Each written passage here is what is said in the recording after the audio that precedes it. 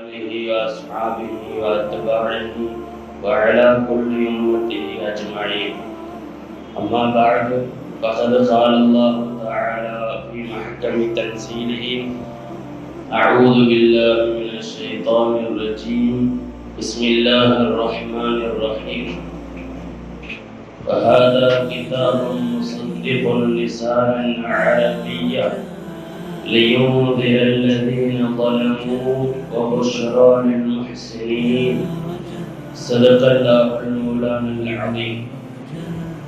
وقال رسول الله صلى الله عليه وسلم: أحب العرب لثلاث: لأني عربي والقرآن عربي وكلام أهل الجنة عربي، أو كما قال عليه السلام: صدق رسول الله صلى الله عليه وسلم. எல்லா புகழும் அல்லாஹ் ஜல்ல சுப்ஹானஹு வ தஆலா ஒருவனுக்கே உரித்தானது. அவன் ஸலாத்தும் ஸலாமும் அன்னலம் பெருமானார் முஹம்மது ரசூலுல்லாஹி ஸல்லல்லாஹு அலைஹி வஸல்லம் அவர்களின் மீதும், அன்னலாரின் குடும்பத்தார்கள், சங்கைக்குரிய சஹாபா பெருமக்கள், தாபிஈன்கள், தபஅ தாபிஈன்கள், நல்லோர்கள், வலிமார்கள், மேலும் அல்லாஹ் ரசூலை இறுதி நாள் வரை ஈமான் கொண்டு வாழவிருக்கின்ற அனைத்து முஸ்லிம்களின் மீதும், குறிப்பாக புனிதமான ஜும்மாவின் தினத்தில் அல்லாஹ்வின் அருள்மறை வசனங்களையும் அருமை நாயகம் ஸல்லல்லாஹு அலைஹி வஸல்லம் அவர்களுடைய ஹதீஸ் ஷரீஃப்களையும் நல்லோர்கள் நாதாக்களுடைய வரலாற்று வாழ்வியல் வழிமுறைகளையும் பேசுவதற்கும் கேட்பதற்கும் வாய்ப்பளிக்கப்பட்டிருக்கிற நம் எல்லோரின் மீதும் அல்லாஹ்வின் பற்றா பேரருள் என்றென்றும் உண்டாவதாக. ஆமீன் என்று துஆ செய்து தொடங்குவோம். அல்லாஹ் ஜல்ல சுப்ஹானஹு வ தஆலா மனிதன் இன்னொரு மனிதனிடத்தில் தொடர்பு கொள்ளும் சாதனமாக வார்த்தைகளை, மொழிகளை படைத்திருக்கிறான். உலக அரங்கில் பல்வேறு மொழிகள் பேசப்படுகிறது. பல இனத்தவர்கள், பல நாட்டவர்கள், அவரவர்களுக்கு என்று நிறைய மொழிகள் உண்டு. ஒரே நாட்டில் பேசப்படும் மொழி பல்வேறு விதமாக அவர்களுடைய வாழ்விடத்திற்கு தகுந்த மாதிரி மாறுவதும் உண்டு. சமயங்களில் மொழி மனிதனோடு இன்றியமையாத நிலையில் அதன் மீது அதிக பற்றில் மனிதன் அந்த மொழிக்கு அடையாளமாக அதை விட்டுக் கொடுக்காமல் வாழ்கிறான். மொழி புற்று கொண்டவனாக வாழ்கிறான். சமயங்களில் மொழி மீது வெறி கொண்டவனாக வாழ்கிறான். சமயங்களில் பிறர் மீது அந்த மொழியை திணிக்கவும் நினைக்கிறான். இப்படியெல்லாம் இருக்க மனிதனின் தொடர்பு சாதனமாக அல்லாஹ் உலகத்தில் வைத்திருப்பது மொழி. அல்லாஹும் மனிதனோடு பேசுவதற்காக ஒரு மொழியையும் தேர்ந்தெடுத்திருக்கிறான். அது அவனுக்கு தேவையில்லை என்றாலும் நம்மோடு உரையாட நம்மிடத்தில் அல்லாஹ் நம் தரத்திற்கு ரப்பு அவன் உரையாடுதான் திருக்குரான். அதற்கும் ஒரு மொழி வேண்டும் என்று தேர்ந்தெடுத்திருக்கிறான். அதன் அடிப்படையில் மனிதனின் தொடர்பு சாதனம் மொழி. உலக அரங்கில் நிறைய மொழிகள், ஆயிரக்கணக்கான மொழிகள் உண்டு. அதிலே நாம் சார்ந்திருக்கிற தீனுல் இஸ்லாம், அது சார்ந்திருக்கும் மொழியான அரபி தனித்துவம் பெறுகிறது. நாம் பிறப்பால் உலகத்தில் பல்வேறு நாட்டவர்கள் பல மொழியை தாய்மொழியாக கொண்டவர்கள். இருந்தாலும் தாய்மொழிக்கு நிகராக எல்லா முஸ்லிம்களும் அந்தந்த நாட்டில் வசித்தாலும் அந்த மொழி மீது பட்டிருந்தாலும் அதற்கு நிகராக அவர்கள் நேசிக்கிற அல்லது அதை விட கொஞ்சம் கூடுதலாகவே நேசிக்கிற மொழி அரபி மொழி. நேற்றைய நாள் December 18 The World Arabic Day. உலக அரங்கில் சர்வதேச அரபு மொழி தினம் என்று அனுஷ்டிக்கப்படுகிறது. சர்வதேச வகையில் அரபு மொழியை ஐநா சபை அலுவல் மொழியாக ஏற்றுக்கொண்டது 1976. அதுவரைக்கும் ஐநாவில் 5 மொழிகள் மட்டும் அலுவல் மொழியாக இருந்த போது 6வது மொழியாக ஐநாவின் அலுவல் மொழியாக ஐநா அறிவித்தது அரபு மொழியை டிசம்பர் 18.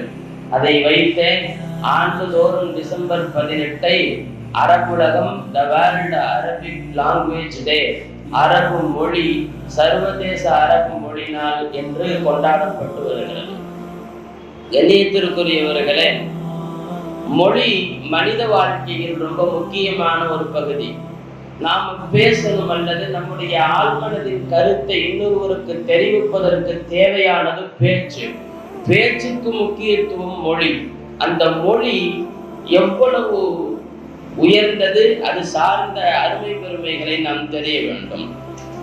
குறிப்பாக பிறப்பால் இந்தியர்களாக, பிறப்பால் தமிழர்களாக நாம் இருந்தாலுமே நம்முடைய மார்க்கம் சார்ந்த அரபு மொழியை நேசிக்கிறோம், நாமும் கற்கிறோம், நம் தலைமுறைக்கும் அது கட்டாயம் தெரிந்தாக வேண்டும் என்று நினைக்கிறோம், உருவாக்குகிறோம்.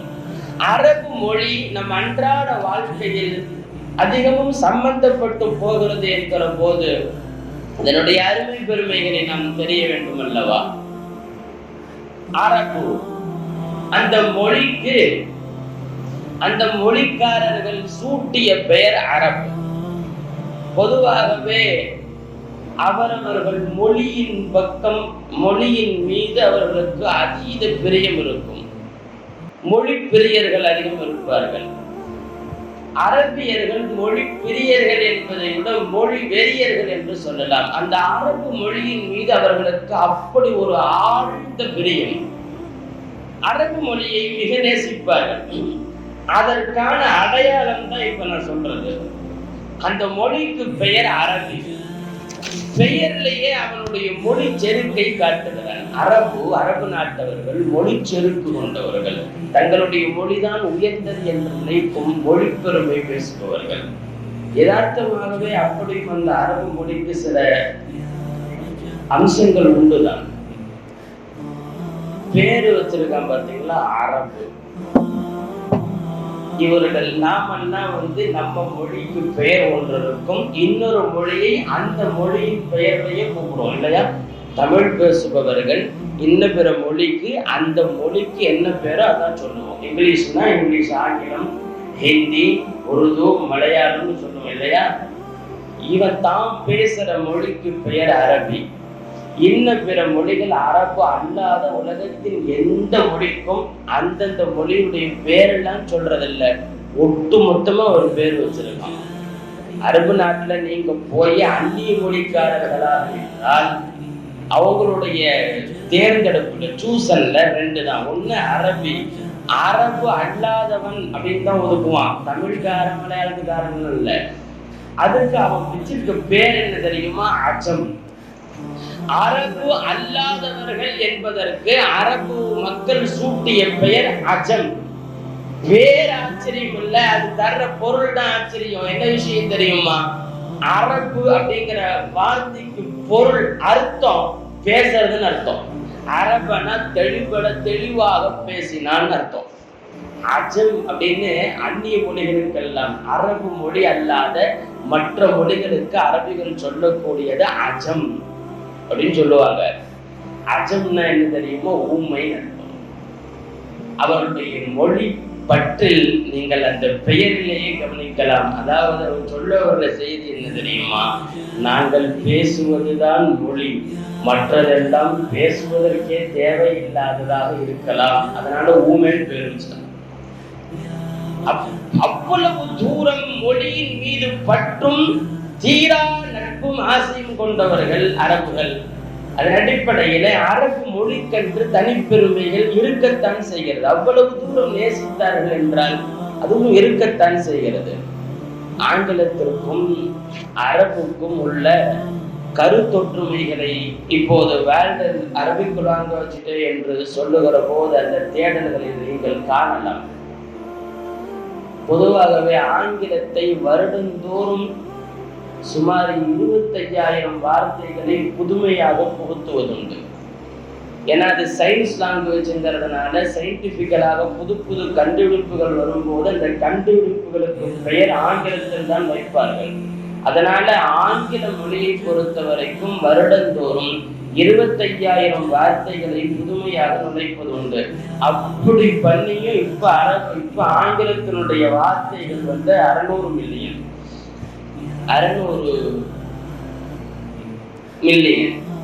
ஆனால் இயல்பாகவே அரபு மொழியினுடைய வார்த்தைகள் அதை விட தாண்டியது, அதை விட அதிகமாக 600 கோடி, அது 12 மில்லியன். அரபு 12.6 மில்லியன். அதை விட அதிக எண்ணிக்கையை இயல்பாகவே புதுசாக சேர்த்த வேண்டியதில்லை. ஆக்சுவலா அந்த மொழியில இருக்கக்கூடிய வார்த்தைகள் ஆங்கிலத்தையும் தாண்டியது. சில நேரங்கள்ல அரபு மொழி ஒரே வார்த்தையை கொஞ்சம் டிஃப்ரெண்டா மாத்தனா வேற வேற பொருள் கிடைக்கும்.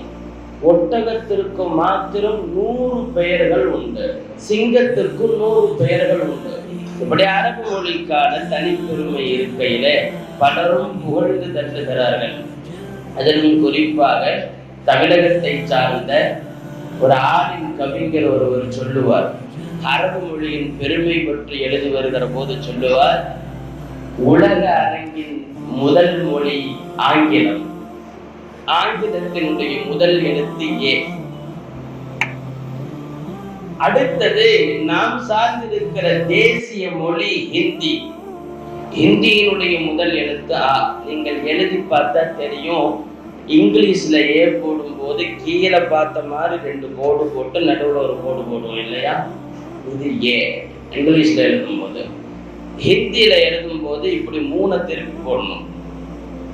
அந்த கவிஞர் ஆலிம் கவிஞர் சொல்லுகிறார், ஆனா அரபியில முதல் லெட்டர் அலிஃப்.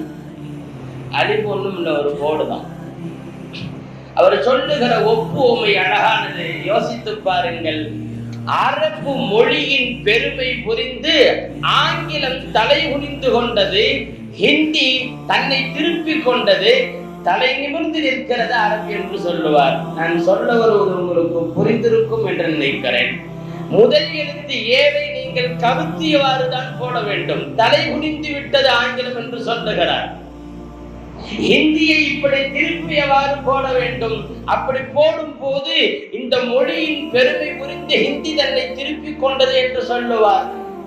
அரபு மொழியை எழுதுகிற போது அலிஃப் ஒரே கோடு, தலை நிமிர்ந்து நிற்கிறது என்று சொல்லுவார். இதுவெல்லாம் அந்த மொழியின் மீது அவர்கள் வைத்திருக்கிற காதலை, அன்பை வெளிப்படுத்தும் விதமாக சொல்கிறார்கள். சொல்ல போனால் அவ்வளவு செழிப்பு நிறைந்த மொழி அரபு. அரபு மொழிக்கென்று தனிப்பெருமைகள் நிறைய இருக்கிறது. வளம் குன்றாத வாஞ்சை மொழி அரபு என்று சொல்லலாம். கணேசருக்குரியவர்களே, இதுவரைக்கும் பல மொழிகள், சில மொழிகள் எல்லாம் வட்டாரங்களில் பேசப்படுவதே இல்லை என்று விடப்பட்டு விட்டது. சில ஊரை சார்ந்து சில ஊரில் பேசி வந்த மொழிகள் அப்படியே காலம் சென்று கொஞ்ச காலங்களில் அந்த மொழி போய் வேறு சில மொழிகள் பொதுவாக பேசப்படுகிறது. ஆனால் அரபு அன்றிலிருந்து இன்றைக்கு வரைக்கும் அதனுடைய காலம் 4000 ஆண்டுகளுக்கு மேல் என்று சொல்லலாம். முதலிலே அரபியை பேசி சொன்னவர்கள் ஹஜ்ரத் இஸ்மாயில் அலைஹிஸ்ஸலாம் என்று சொல்லுவார்கள். 4000 ஆண்டுகளுக்கு மேலாக, அதையும் தாண்டி 4000 நூற்றாண்டுகளுக்கு மேலாக அரபு மொழி இந்த தரணியிலே வளம் வருகிறது என்கிற போது நாம் அந்த அரபு மொழியினுடைய பெருமை குறித்து உலகம் டிசம்பர் 18 சர்வதேச தினமாக அங்கீகரித்து யோசிக்கிற போது நாம் அதை கொஞ்சம் கூர்ந்து கவனிக்க வேண்டும். அல்லாஹ் குர்ஆனை அரபு மொழியில் இறக்கியதை குறித்து நிறைய இடங்களில் சொல்லுவான். அப்போது இந்த அரபு மொழியை பற்றி பாராட்டி சொல்லுகிற அல்லாஹ், குர்ஆனன் அரபியன் கைர தி இவஜின் லஅல்லஹும் தத்தகூன், கோணலில்லாத வகையில் இந்த அரபு மொழியிலே அல்லாஹ் இந்த குர்ஆனை வைத்திருக்கிறான் என்று சொல்லுவான். என்றைக்குமே மாறாமலம் படைத்த மொழியாக கடைசி வரைக்கும் தன் சிறப்பை தன்னகத்தே கொண்டு மாற்றிக்கொள்ளாத ஒரு குணம் அரபு மொழிக்குண்டு. கணேசத்திற்குரியவர்களே, வள்ளுவர் காலத்துல இருந்த தமிழை இப்ப நாம பேசணும்னா நாம ஏதாவது பள்ளியாசம் கூட்டு போய் மந்திரம் சுட்டுருவாங்க. தமிழ் இலக்கியம் படித்த ஒரு மேதாவி அவர் சொல்றாரு, அவர் தமிழ் இலக்கியம் படிச்சுட்டு வந்து இந்த பழங்கால தமிழ்ல அவர் வீட்டுல பேசியிருக்கிறார். உடனே கூட்டு போய் அவரை மந்திரிச்சு விட்டுருக்கிறாங்க. நான் சொல்ல வருகிற செய்தி, நீங்கள் வள்ளுவர் காலத்து தமிழை போய் கடையில் நின்றுட்டு சகோதரி 5 ரூபாய்க்கு தக்காளி கொடுங்கள் என்று நான் சும்மா உதாரணத்துக்கு சொல்றேன். இந்த மாதிரிலாம் நம்ம பேசணும்னா நம்மளை ஏதோ வேற்றிருக்கிற அகரவாசின்னு நினைச்சிருவோம். அப்படியெல்லாம் நம்ம பழங்கால தமிழ் பேசணும்னு நினைச்சோம்னாவே நம்ம தமிழ்நாட்டிலே அது வேலைக்கு ஆகாது. ஏனென்றால் நான் சொல்ல வருகிற செய்தி, மொழி காலம் செல்கிற போது அது மாற்றம் காணுகிறது. இப்பெல்லாம் கலோக்கியல் லாங்குவேஜ் ஆயிடுச்சு. அப்படி அழகா பேசுறதுக்கு பேரு சங்ககால தமிழ், கிளாசிக்கல் லாங்குவேஜ். இப்ப கலோக்கியல் லாங்குவேஜ். நடைமுறையில எல்லா மொழியும் நடைமுறை போன்று இருக்கும். அந்த நடைமுறை என்பது நடைமுறையில தான் பேசணும், புரியும். இப்ப எல்லாம் நம்ம பிள்ளைகளுக்கு சமயத்துல பெரும்பான்மையா பாருங்க, இங்கிலீஷ் கூட வந்துடும், ஹிந்தி வந்துடும், பிரெஞ்சு லாங்குவேஜ் எடுத்தா வந்துடும், உருது எடுத்தா வந்துடும். தமிழ் வர்றது கஷ்டம். 10 புள்ள படிக்குதுன்னு சொன்னா 8 பிள்ளைக்கு தமிழ் வர்றதில்லை. அல்லாஹ் அக்பர். சொந்த மொழியை கூட தங்களால் பேச முடியாத அளவிற்கான ஒரு பெரிய ஒரு மாற்றம் கண்டிருக்கிறது. காரணம், நடைமுறையிலே அந்த மொழிகள் மாற்றம் காணுகிறது என்கிற போது அரபி நடைமுறை மாற்றம் கூட அன்னைக்கு எப்படி சுத்தமா பேசினாங்களோ அதே மாதிரி இன்னைக்கும் பேசப்படுகிறது. அரபு நாட்டை இல்லாட்டியும் நீங்க மிஸ்ரு போன்ற அல்லது ஆப்பிரிக்க நகரங்களில் எல்லாம் அரபு வழக்க மொழியிலேயே இலக்கியமாக தான் குர்ஆன் எப்படி இருக்கோ அந்த மாதிரி இலக்கியமாக தான் பேசுவது உண்டு. கணேசத்திற்குரியவர்களே, அரபு மொழி வளம் குன்றாமல் வந்திருப்பதை பார்க்கிற போது உலகம் மெச்சுகிறது. நான் அதனுடைய அருமை பெருமைகளில் ஒன்றென்றை மாத்திரம் சொல்லுகிறேன். நாம அரபு தெரியாத ஆளே இருக்காதுன்னு நினைக்கிறேன் இல்லையா? எல்லாருமே அல்லாஹ்வுடைய பேரல்லால சின்ன பிராயத்துல அலிஃப் பாத்தா வாசிக்காமல் வந்திருக்க மாட்டோம். கண்டிப்பாக அரபு மொழியினுடைய வார்த்தைகளை அலிஃப் பே தேவை தெரிஞ்சு வைத்திருக்கும். அதுல நான் சொல்லக்கூடிய உதாரணம் உங்களுக்கு விளங்கும் வகையில் இருக்கலாம். அரபியில புள்ளி வச்ச எழுத்து இருக்கும், புள்ளி இல்லாத எழுத்து இருக்கும். புள்ளி வச்ச இடத்துல புள்ளி இல்லாம வாசிச்சா, புள்ளி வைக்க வேண்டிய இடத்துல வைக்காம வாசிச்சாலும், வச்சிருக்கிறத வைக்காம வாசிச்சாலும் அர்த்தம் தப்பா போயிடும். உதாரணமாக ஜீமுக்கு அப்புறம் ஹே ஹேன்னு 2 வார்த்தை இருக்கும். அது புள்ளி தான் வித்தியாசம். ஒண்ணு புள்ளி வைக்காம ஹே, இன்னொன்னு புள்ளி வச்சு ஹே இருக்கும். அதுல ஹல்க் அப்படின்னு ஒரு வார்த்தை இருக்கு, ஹாலிக். ஹாலிக்னு ஒரு வார்த்தை இருக்குது. உச்சரிப்புலதான் அது வித்தியாசம் தெரியும் வாயில சொல்லும் போது. இன்னொன்னு புள்ளி வச்சதை சொல்லும் போது ஹாலிக்னு சொல்லுவாங்க. புள்ளி வச்சதை ஹா அப்படின்னு காரணம், புள்ளி வைக்க அதுதான் ஹான்னு சொல்லணும். இதுல எழுதும் போது நீங்கள் ஹாலிக் என்றால் சிறைப்பவன் அர்த்தம். அந்த நாசுவ வேலை பார்க்கக்கூடியவர்களை ஹாலிக் என்று சொல்லுவார்கள். அதே அந்த ஹேவுக்கு மேல புள்ளி வச்சு ஹாலிக்னு சொன்னா படைப்பவன் அல்லாஹ்வுடைய பேர். கண்ணியத்திற்குரியவர்களே, ஒரு புள்ளியை வித்தியாசப்படுத்தினால் அர்த்தம் மாறி போய்விடும், உச்சரிப்பிலே அர்த்தம் மாறி போய்விடும். கல்பு கல்புன்னு 2 இருக்கு. கல்புன்னு சொல்லுவோம் இல்லையா, உள்ளம். என் கல்பு சுத்தமா இருக்கு. அதுல உச்சரிப்பு கல்பு காப் அப்படின்னு கொஞ்சம் தொண்டையில இருந்து சொல்லணும். காப் 2 காப் நீங்க பார்த்திருக்க கூடும். அதுல கல்பு உள்ளம் சொல்றதுக்கு புள்ளி வச்ச காப் போடணும், நாயும் சொல்றதுக்கு புள்ளி வைக்காத காப்பு. கல்புனா உள்ளம், கல்புன்னு சொன்னா நாய். இந்த உச்சரிப்பு வித்தியாசத்தில் அர்த்தம் வேறுபடும். நான் சொல்லி வருவது, புள்ளியை நீங்கள் எடுத்தாலும் வைத்தாலும் அர்த்தம் மாறும். உச்சரிப்பிலே நீங்கள் வித்தியாசப்படுத்தினால் அர்த்தம் மாறிவிடும். அப்புறம் அதுக்கப்புறம் இன்னொன்னு இருக்குது, ஜேர் ஜபரை மாத்தினீங்கனாலும் அர்த்தம் மாறும். ஜேர் ஜபர் போடுறோம் இல்லையா, அந்த ஜேர் ஜபரை மாத்தி வாச்சோம்னா அர்த்தம் மாறும். நம்ம கடைசியா சொல்ல தொழுகைக்கு பேர் கடைசின்னா ராத்திரியில, நீங்க வித்தியாசமா புரிஞ்சிடக்கூடாது. கடைசியாக ஒரு நாளின் கடைசியில் ராத்திரியில் தொழக்கூடிய தொழுகைக்கு பேரு இஷா. முதல் வார்த்தை ஐன் இஷா இல்லையா? இஷாங்கிற வார்த்தைய இரவு தொழுகைன்னு அர்த்தம். அதுக்கு இஷானா இஷா தொழுகைன்னு அர்த்தம். அதே அந்த ஐனுக்கு மேல ஜபர் போட்டா, ஜேர் போட்டிருக்கு, ஓதனவங்களுக்கு ஓரளவுக்கு புரியும். ஐனுக்கு கீழே ஜேர் போட்டா இஷா, இஷா தொழுகைன்னு அர்த்தம். ஐனுக்கு மேல நீங்க ஜபர் போட்டா அஷா, அஷானா இரவு சாப்பாடுன்னு அர்த்தம். வேற ஒன்றும் இல்லை. ஜேர் ஜபரை மாத்தினால் பொருள் மாறும். குறியீடுகளை மாத்தினால், புள்ளியை மாற்றினால், உச்சரிக்க நீங்கள் மாற்றினால் பொருள் மாறக்கூடிய வகையிலே அற்புதமாக அமைந்திருக்கும் இந்த அரபு மொழியை மிகவும் பாராட்டுகிறார்கள். அரபுகள் ரொம்பவும் பெருமையாக சொல்லுவதுண்டு இந்த அரபி மொழிய. இப்போல்லாம் அவங்க சொல்றாங்க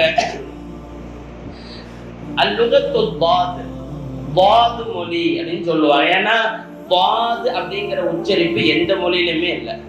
அவங்கவுங்க மொழிக்கு ஒவ்வொரு உச்சரிப்பு இருக்குமே. எவ்வளவு கஷ்டப்பட்டு சொல்ற பாது, பாதுக்கு ரெண்டு நாக்குடைய ஓரமும் ரெண்டு கடவாயில முட்டணும். ஒரு மாதிரி தஜ்வீதெல்லாம் ஓதும் போது தாது வரலைன்னா வாய்க்குள்ள குச்சி விட்டு சுத்துவாங்க உஸ்தாதுகள்லாம். அவ்வளவு கஷ்டப்பட்டு படிக்கணும். அதுக்கு அவன் பேரே வச்சிருக்கான் லுகத்து பாது, பாது லாங்குவேஜ். இப்படி எல்லாம் பெரிய பெரிய சிறப்புகளை கொண்ட அரபு மொழி. கணியத்திற்குரியவர்களே, நகைச்சுவையாக நிறைய விஷயங்கள் இந்த மொழியிலே நாம் படிக்க போடும். அரபு இலக்கிய வரலாறுகளில் இப்படி ஒரு செய்தி, ஒரு சம்பவம் உண்டு. அபூ நவாஸ் அப்படின்னு ஒரு கவிஞன் இருந்தார், பெரிய கவிஞன். ஹாரூன் ரஷீத் என்ற ஒரு பெரிய மன்னர். அவருக்கு ரெண்டு சம்சாரம். ஒருத்தங்க பேரு சுபைதா, இன்னொரு அம்மா பேரு ஹாரிசா. இவர் அவ்வப்போது காசு பலம் தேவைப்பட்டால் புலவர்களுக்கே உள்ள ஒரு வழக்கம், அரசவையில் கவி பாடி அதற்காக பரிசு வாங்கி வருவார்கள் அல்லவா. இவரு கவிதை பாடுறதற்காக ஹாரூன் ரஷீத் ரஹ்மத்துல்லாஹி வீட்டுக்கு போய் நிக்கிறாரு. அதாவது ஹாலிசாங்கிற மனைவி வீட்டுக்கு போய் நிக்கிறாரு. ரொம்ப நேரமா எதிர்பார்க்கிறாரு, காண அரசர் வெளியே போயிட்டாரு அந்த அம்மாவோட. இவர் ரொம்ப நேரமா எதிர்பார்த்து நின்றுட்டு அந்த வீட்டு சோத்துல ஒரு வார்த்தை எழுதுறாரு. அரபியில ஒரு கவிதை, லக்கது ضاع شعري على بابكم كما ضاع حفظ على خالصان எழுதி வச்சுட்டு போயிட்டாரு. அரசர் பார்த்த உடனே கடுமையான கோபம். என்ன அர்த்தம் தெரியுமா? ஹாலிசாவின் கழுத்தில் கிடக்கும் மாலை பாலாய் போனது போல் உங்கள் வீட்டில் காத்து நின்றதற்காக என் கவிதை பாலாய் போனதுன்னு எழுதி போயிட்டாரு. கவிஞன் கொண்ட ஒரு ஒரு தலைகரும். அது அரசரா இருந்தாலும் பரவாயில்ல, ஒரு சைஸா எழுதி வச்சுட்டு போனோம்னா பார்த்து ஹாரூன் ரஷீது கடுப்பாயிருச்சு. இங்க கடுப்பாகிறதுக்கு காரணம் என்ன தெரியுமா? சும்மா இருக்கிற கும்பலுக்கு கூட வாங்கி கொடுத்த நெக்லஸ் பாலிஷ் போயிடும். அரச குடும்பத்தை ராணி இல்லையா, அந்த அம்மா கழுத்துல கிடக்கிற மாலைய இவரு கொச்சைப்படுத்தி பேசிட்டாரு. பாலா போச்சு, அது ஒண்ணும் இல்லாம போச்சு, பாலிஷ் போயிருச்சுன்னு எழுதிட்டாரு. அவருக்கு ஹாரூன் ரஷீத் யதார்த்தமாக நல்ல மனிதர், நல்ல அரசர் ரஹிமஹுல்லாஹ். அவங்களுக்கு ஒரு கோபம். அது மட்டும் இல்ல, அவர் ஒரு திட்டுற மாதிரி இந்த கவிதையை எழுதிட்டார். உடனே அபூ நவாஸை கூப்பிடுங்கன்னாங்க. அபூ நவாஸை கூப்பிட்டு வரும்போது அந்த அம்மா வீட்டுக்கு உள்ள அரசர் இருக்கிறார். வீட்டுக்குள்ள போறதுக்கு முன்னாடி இந்த கவிஞர் ஒரு வேலை பண்ணாரு. நான் சொன்னதுல ஒரு வார்த்தை ஐன் வரும். நீங்க ஐனை பார்த்துருக்கலாம். மேல ஒரு கோட் சின்னதா இருக்கும், கீழே ஒரு சின்ன கோடை இருந்திருப்பாங்க. அரபி இங்கிலீஷ்ல சி போடுவோம் இல்லையா, சீய மேல ஒண்ணு கீழே ஒண்ணு பெருசா இருந்தா ஐன். இந்த ஒரு போகும்போது கீழே இருந்திருக்கிற அந்த பெரிய வளைவு கோட்டை மட்டும் அழிச்சுட்டார். ரெண்டு இடத்துல எழுதியிருந்தாரு, என்னுடைய கவிதை பாலா போனது. ஹாலிசா கழுத்தில், உங்கள் மனைவி ஹாலிசா கழுத்தில் கிடக்கிற மாலை பாலா போனது போலன்னு ரெண்டு இடத்துல அந்த பாலா போனதுன்னு வார்த்தை எழுதியிருந்தாரு பாருங்க. அதுல வான்னு சொன்னா பாலா போனதுன்னு அர்த்தம். கீழே உள்ள கோட்டை அடிச்சுட்டார். இப்ப ஐந்துல கீழே உள்ள கோட்டை அடிச்சா என்னவா மாறும் சொல்லுங்க பார்க்கலாம். ஐந்துல கீழே உள்ள கோட்டை மட்டும் அடிச்சுட்டா என்னவா மாறும்? ஹம்சாவா மாறும். ஹம்சா பார்த்துட்டு கீழே அப்படி சின்னதா இருக்கும், அதுலயே பெருசா எழுத்து விட்டா ஐந்து. இப்படிலாம் கொஸ்டின் கேட்கற மாதிரி தெரிஞ்சா நாங்க 3 பள்ளியில வேற ஏதாவது பள்ளிக்கு போயிருக்கோம்னு நினைக்க வேண்டாம். இணைத்திற்குரியவர்களே, ஒரு யதார்த்தமாக நான் சொல்லுகிறேன், லாங்கிற வார்த்தையில ஐந்துக்கு கீழே உள்ள அந்த கோட்டை அடிச்சா ஹம்சான்னு மாறிடும்.